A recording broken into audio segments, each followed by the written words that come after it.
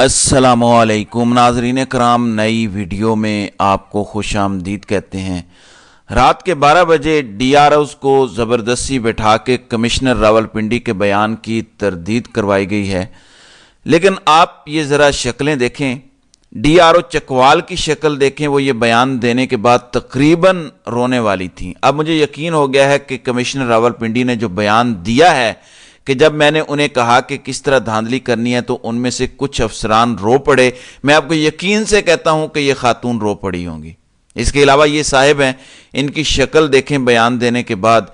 कोई ऐसा बंदा जिसने कोई जुर्म ना किया हो, कौम के हक पे डाका ना डाला हो, ऐसी शक्लें बनी होती हैं जब वो अपनी सफाई पेश कर रहा हो तो चेहरे पड़े जाते हैं, सब कुछ अयां कर देते हैं, छुपता कुछ नहीं है।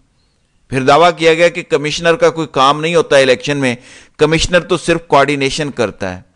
लेकिन फिर तस्वीरें कुछ और बोल रही हैं। कमिश्नर रावलपिंडी जिसने बयान दिया है, ये आपको इवन पोलिंग स्टेशन के अंदर तक नजर आ रहा है। ये साथ साथ हर चीजें खुद मॉनिटर कर रहा है। सारी धांधली उसने खुद अपने नीचे करवाई और इसलिए उसने आके बयान दिया। अगर उसने सिर्फ कोऑर्डिनेशन करनी थी तो फिर उसका कोई काम पोलिंग स्टेशन के अंदर जाना नहीं था, काम डीआरओज और आरओज करते, लेकिन यह खुद कर रहा था बराह रास्त। नाज़रीन इकराम, अब इसके अलावा आपको मजीद किसी सबूत की जरूरत नहीं है कि इलेक्शन कमीशन ने बजाय इसके कि यह कहा होता कि जहां जहां भी कमिश्नर रावलपिंडी ने इल्जाम लगाया है, हम तमाम उम्मीदवारों को, जीतने वाले, हारने वाले और जिन्होंने शिरकत की, हम सबको बुलाएंगे, मीडिया वहां मौजूद होगा, हम सब फॉर्म 45 दोबारा गिनेंगे, दूध का दूध और पानी का पानी वहीं पे हो जाएगा। यह तहकीकात का वाहिद तरीका है। लेकिन इलेक्शन कमीशन ने क्या किया कि हम सिर्फ रिटर्निंग अफसरान के या डीआरओज के बयानात कलमबंद करेंगे और 3 दिन में रिपोर्ट दे देंगे। कोई गिल्टी ना हो तो वो मीडिया के सामने आके सब कुछ फॉर्म 45 के मुताबिक करने से क्यों हिचकिचा रहा है। लेकिन रात को 12 बजे इन लटकी हुई शक्लों को लाकर मीडिया पे बिठा के बयान दिलवाया गया कि कमिश्नर रावलपिंडी दुरुस्त बात नहीं कर रहे, इनके गिल्टी होने की यही सबसे बड़ी निशानी है। तो इनको नाइटमेयर तो हमने दिखाना है आपके सामने। जो 25 सीटें हैं जहां पे ये धांधली की गई है, मैं उनमें से कुछ सीटों का अहवाल रखता हूं। मिसाल के तौर पर तहरीक इंसाफ के आमिर मुगल 25,793 वोटों से जीत चुके थे और नून लीग के अकील अंजुम 42,000 वोट लेकर दूसरे नंबर पर थे। लेकिन जब बाद में नतीजा तब्दील किया गया तो वो भी आपके सामने है। फिर NA47 को देखें, उसमें पीटीआई के उम्मीदवार ने 1,01,596 वोट लिए और तारिक फजल चौधरी ने 49,678 वोट लिए फॉर्म 45 के मुताबिक। लेकिन तब्दीली के बाद फॉर्म 47 में 1,01,000 तारिक फजल चौधरी को दे दिया गया और पीटीआई के इंडिपेंडेंट उम्मीदवार शुएब शाहीन के वोट 86,000 कर दिए गए। अगर आप जायजा लें तो फॉर्म 45 के मुताबिक 1,01,596 वोट थे।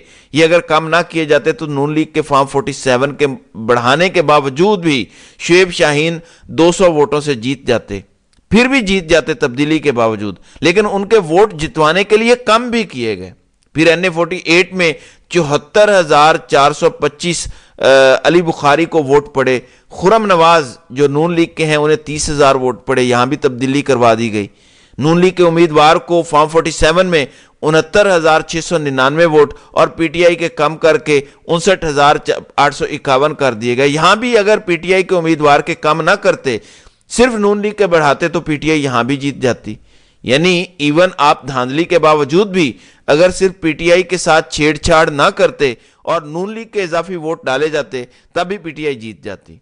फिर 1,37,000 वोट लिए मेजर ताहिर सादिक ने, उनके मुकाबले में शेख आफ्ताब अहमद ने 74,478 वोट लिए। लेकिन यहां पे भी तब्दीली कर दी गई और नून लीग को 1,19,000 दे दिए गए और ताहिर सादिक के कम किए गए। अगर यहां भी कम ना करते फॉर्म 47 में, फिर भी ताहिर सादिक जीते हुए थे धांधली के बावजूद। आप सभी नताइज को चेक कर सकते हैं। यही खेल खेला गया है, लाहौर में भी यही कुछ हुआ है। आपके सामने ये तमाम नताइज रखने का मकसद ही यह है कि तहरीक इंसाफ के पास तमाम सबूत मौजूद हैं। اب کمشنر راولپنڈی کا بیان موجود ہے، دستاویزی ثبوتوں سے بڑی کوئی چیز نہیں ہوتی، کوئی گواہ بھی دستاویزی ثبوتوں کو ریپلیس نہیں کر سکتا انلیس کوئی یہ ثابت کر دے کہ یہ جعلی ہیں۔ اسلام آباد کی سیٹ پہ جہاں مصطفیٰ نواز کھوکھر کو دو سیٹ، خود جو کھوکھر صاحب ہیں دو سیٹوں پہ کھڑے ہوئے، انہوں نے 100% فارم 45 تحریک انصاف کو دیے ہیں۔ انہوں نے جیو کے اینکر شہزاد اقبال کو بھی بھیجے، انہوں نے خود دیکھے اور وہ کہتے ہیں کہ اس کے مطابق تحریک انصاف جیتی ہے۔ اسی طرح جماعت اسلامی نے دیے، اسی طرح تحریک لبیک نے دیے۔ کسی ایک کے جعلی فارم ہو سکتے ہیں، سبھی کو تو نہیں ہو سکتے۔ آپ کمشنر کے بیان کو ملا کے سمجھیں تو آپ کو سارا کھیل سمجھ آ جائے گا، لیکن دوسری طرف بزد ہیں وہ قوتیں جو پاکستان کو تباہ کرنا چاہتی ہیں کہ ہم نے خزاں ہی مسلط کرنی ہے، ہم نے بہار نہیں آنے دینی۔ جب تک الیکشن کمشنر کو آپ آرٹیکل 6 لگا کے سزائے موت نہیں دیتے، یہ ملک آگے نہیں بڑھ سکے گا۔ چلیں، آپ کہتے ہیں کہ ایسی سزا دینے کی ضرورت نہیں ہے، لیکن ٹروتھ اینڈ ریکنسلیشن کی بہت ضرورت ہے۔ آپ کو پتا ہے کہ طاقتور حلقے کیا چاہتے ہیں کہ نون لیگ پیپلز پارٹی کو شامل کر کے حکومت بنائے یا تحریک انصاف پیپلز پارٹی کو شامل کر کے حکومت بنائے، یعنی پیپلز پارٹی کو بیچ میں لازمی شامل کرو۔ کیا کھیل ہے؟ کوئی مجھے بھی سمجھا دے، کیا ڈیل ہے، کیا لین دین ہوا ہے، کوئی ہمیں بھی سمجھائے۔ کیوں ضروری ہے کہ سیٹیں تحریک انصاف کی چوری کرنی ہے اور پیپلز پارٹی کو ساتھ نتھی کرنا ہے کسی اور جماعت سے؟ میں محمد مالک کو دیکھ رہا تھا، وہ نون لیگ کے بڑے قریبی ہیں، مریم نواز کا میڈیا سیل چلانے میں بھی وہ ان کی مدد کرتے رہے ہیں۔ محمد مالک کہتے ہیں کہ نون لیگ کو طاقتور حلقوں نے بتا دیا ہے کہ آپ نے اگر حکومت بنانی ہے تو وفاق میں بھی بنانی پڑے گی، اگر آپ وفاق میں قبول نہیں کرتے تو ہم آپ کو پنجاب میں بھی نہیں بنانے دیں گے۔ تو اس طرح کی بندر بانٹ آپ کے ووٹوں کی ہوتی ہے۔ ناظرین کرام، یہ ہے حقیقی آزادی۔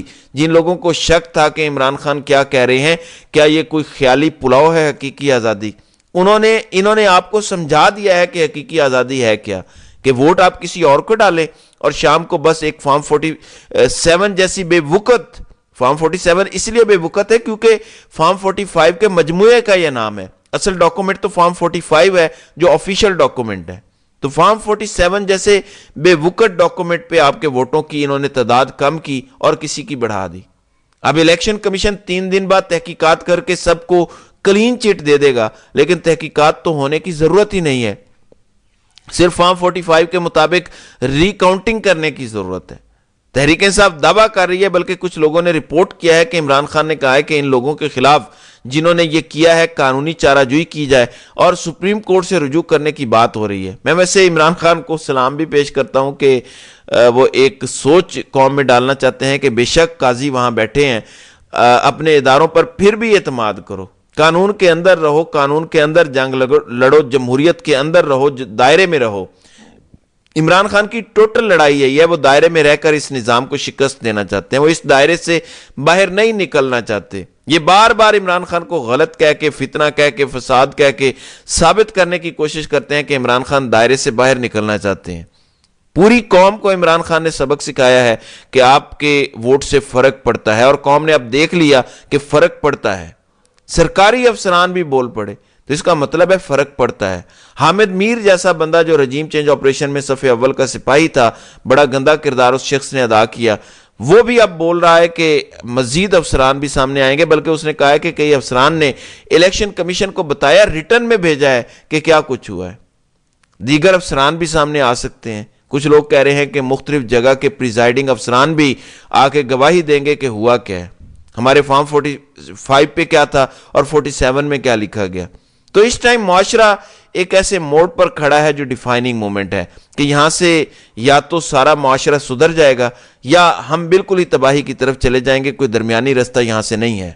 طاقتور حلقوں نے اگر ہوش کے ناخن نہ لیے اور اپنی ضد جاری رکھی کہ ہم نے نواز شریف کو ہی نوازنا ہے اور پاکستان جائے بھاڑ میں، تو پھر یہی ہوگا۔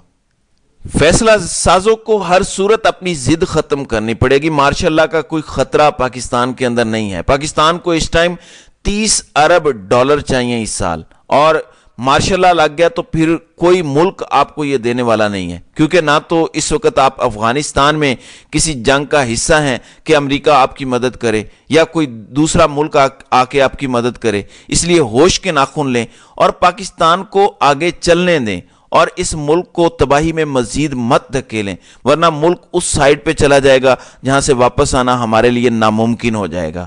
تو ناظرین کرام، آپ کی اس ویڈیو کے حوالے سے کیا رائے ہے؟ آپ اپنی رائے کا اظہار کامنٹ سیکشن میں ضرور کیجئے گا۔